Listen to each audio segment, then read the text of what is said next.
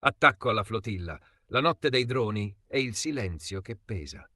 Quella che avrebbe dovuto essere una missione di pace, un viaggio di solidarietà verso la popolazione assediata di Gaza, si è trasformata in una notte di paura e tensione. La Global Sumud Flotilla, composta da decine di imbarcazioni partite settimane fa per portare aiuti e rompere simbolicamente il blocco navale israeliano, è stata presa di mira da droni, esplosioni e granate stordenti mentre navigava in acque internazionali al largo di Creta. Secondo gli attivisti, almeno 11 barche sono state colpite.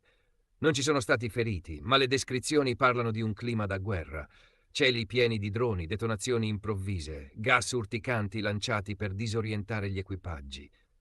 La nostra vita è in pericolo, ha denunciato la portavoce italiana Maria Elena Delia a bordo della missione. L'Italia sotto pressione. La presenza di parlamentari, eurodeputati e cittadini italiani sulle imbarcazioni ha immediatamente trasformato l'incidente in un caso politico.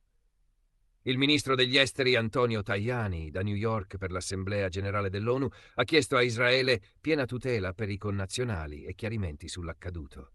Le opposizioni intanto accusano il governo Meloni di aver reagito con troppo silenzio e poca fermezza. Il Movimento 5 Stelle parla apertamente di trattamento da terroristi inflitto ai cittadini italiani, mentre altri partiti chiedono un'iniziativa diplomatica urgente. Ma dal fronte israeliano per ora nessuna ammissione né smentita ufficiale. La guerra a Gaza continua.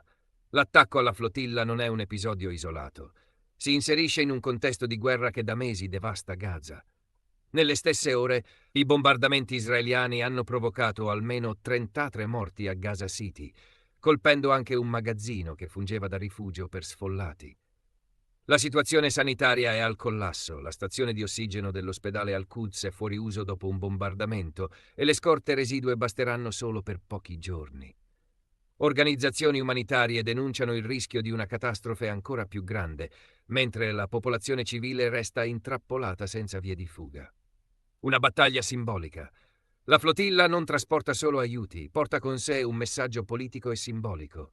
È il tentativo di dimostrare che la società civile internazionale non resta indifferente al destino di Gaza. Proprio per questo l'attacco di ieri notte ha un peso enorme. Non solo mette a rischio vite umane, ma alza anche il livello dello scontro diplomatico.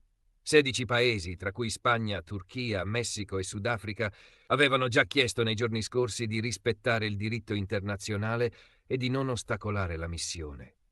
Ora la tensione cresce e le pressioni su Israele rischiano di diventare ancora più forti. Una notte che resterà. Gli attivisti della flotilla hanno parlato di una notte dei droni, una definizione che racconta bene il senso di assedio provato in mare aperto, lontano da Gaza, ma già dentro la logica del conflitto. Resta da capire se si sia trattato di un'operazione pensata per intimidire o del preludio a un blocco più violento nelle prossime ore.